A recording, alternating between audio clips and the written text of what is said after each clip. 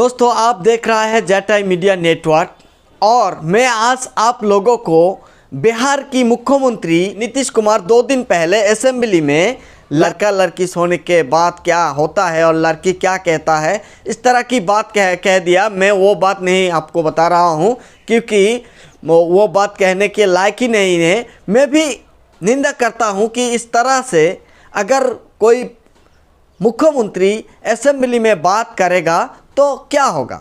अगर इस तरह से बात करने से, इस तरह की बात अगर असेंबली में एक विधानसभा में एक मुख्यमंत्री कहेगा तो समाज में इसका असर क्या पड़ेगा, ये भी चिंतित बात है।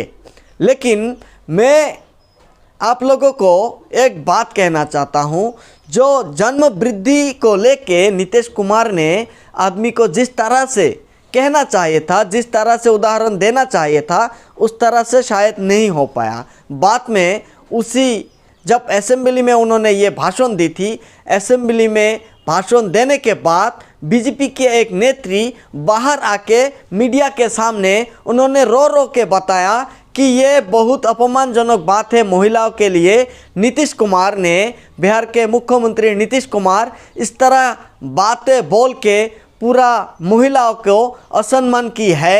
और बात में नीतीश कुमार को बिहार के असेंबली में घुसने के लिए जब रैली हुआ था, जब प्रोटेस्ट हुआ था, तब उसी समय मुख्यमंत्री ने प्रेस के आगे आके उन्होंने ये बताया कि अगर मेरे बात से किसी के मन में दुख लगी, ठेस पहुंची, तो मैं उस बात को लेके मैं सभी से माफ़ी मांगता हूं। और मैंने जो बात कहा था असेंबली में, उस बात को मैंने वापस ली।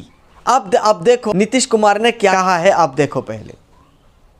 मेरे मन से अगर कोई शब्द बात आ गई कि पुरुष और स्त्री दोनों जो लड़का लड़की रात में सोने की बात है, इस बात को लेके नरेंद्र मोदी, प्रधानमंत्री नरेंद्र मोदी क्या कहा, यह भी पहले सुनिए। बाद में मैं आपको कुछ बताऊंगा इसके बारे में।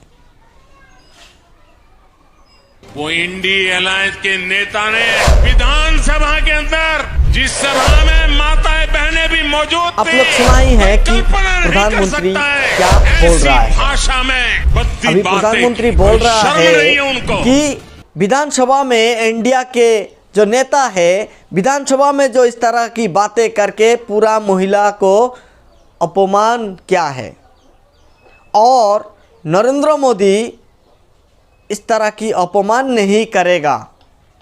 और इसको लेके मैं कुछ बात कहना चाहता हूँ आप लोगों के सामने कि नीतीश कुमार तो माफ़ी मांग लिया असेंबली में कह के कि जो बात कही एक उदाहरण की रूप से बात कह दिया, और बात में उन्हें माफ़ी भी मांग लिया। क्या नरेंद्र मोदी माफ़ी मांगा है? आप पूछोगे कि क्यों नरेंद्र मोदी क्यों माफ़ी मांगेगा? जब मणिपुर में महिलाओं को नंगा करके रैप करके, कितने महिलाओं को मणिपुर में रैप किया है, क्या इसके बारे में नरेंद्र मोदी ने कभी कुछ कहा है? कभी कहाँ में किसी प्रेस के सामने, किसी देश के महिलाओं के आगे क्या ये बात कहा था? इन्होंने इस तरह की बात बोली थी कि मणिपुर में जिस तरह से बेटी, हमारा माँ और बेटियों, जिस तरह से वहाँ में रेप हो रहा है, जिस तरह से वहाँ में घर में आग जल रहा है, जिस तरह से बेटी को नंगा घुमाया जा रहा है, उसके लिए शर्मिंदा है प्रधानमंत्री। क्योंकि नरेंद्र मोदी तो अभी भारत का सबका देखभाल करने वाला है। सब जहाँ में जो भी होता है वो तो नरेंद्र मोदी के ऊपर में आएगा। अगर कहीं में डेवलप होगा तो उसका नाम होगा, अगर कोई खराबी होगा तो नाम तो उसका ही होगा। तो मणिपुर के लिए, जब मणिपुर में महिलाओं ऐसा हुआ था, तब नरेंद्र मोदी क्यों नहीं बोला था कि हमें माफ़ी मांगना चाहिए और इस तरह की काम करने से हमें शर्मिंदा होना चाहिए? तब नरेंद्र मोदी नहीं बोला था, एक बात भी नहीं बोला प्रेस के सामने। जब आसाम में एक धार्मिक तौर पर लीगली शादी किया जाता है, उस लीगली शादी होने के बाद कितने औरत की जो हस्बैंड है उसको लेके जेल में घुसा रहा है, क्या ये महिला के लिए अपमानजनक बात नहीं है? जो धार्मिक तौर पर लीगली शादी किया है और उस शादी को अभी बीजेपी सरकार ने इलीगल नाम दे रहा है, साथ में उसको जेल में भी घुसा रहा है। क्या ये शर्मिंदा बात नहीं है? ये महिला के लिए अपमानजनक बात नहीं है? अगर ये महिला के लिए अपमानजनक बात है, जिस तरह से नीतीश कुमार ने एक बात बोल के माफ़ी मांगा, तो नरेंद्र मोदी को भी माफ़ी मांगना चाहिए था। आज तक नरेंद्र मोदी एक भी माफ़ी नहीं मांगा और उसके लिए एक भी बात भी नहीं कहा। जब मध्य प्रदेश के एक आदिवासी के ऊपर, जिसका नाम है शुक्ला, उसके ऊपर बीजेपी का जो कार्यकर्ता है, वो कार्यकर्ता ने उस शुक्ला के ऊपर जब पेशाब कर देता है, तब इसके बारे में बीजेपी सरकार कुछ नहीं बोलता है।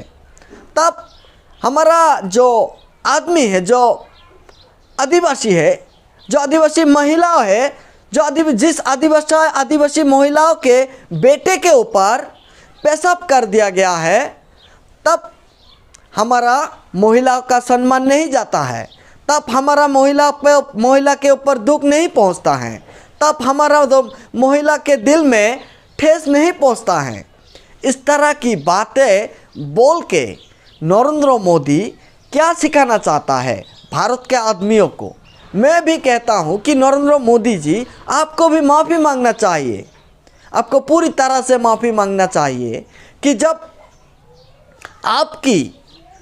आपकी सरकार के नेता बृजभूषण सिंह ने एक मणिपुर की और बहुत सारे जो पहलवान है, जो बहुत सारे जो खिलवाड़ है, उस खिलवाड़ के ऊपर तुम्हारा बीजेपी का नेता उसको टास्क करता है, उसको जहां में हाथ नहीं देना चाहिए वहां में हाथ देता है, जहाँ जिसमें रैप करना नहीं चाहिए उसको रैप करता है, तब महिला का सम्मान नहीं जाता है, तब महिला के ऊपर असम्मान नहीं आता है।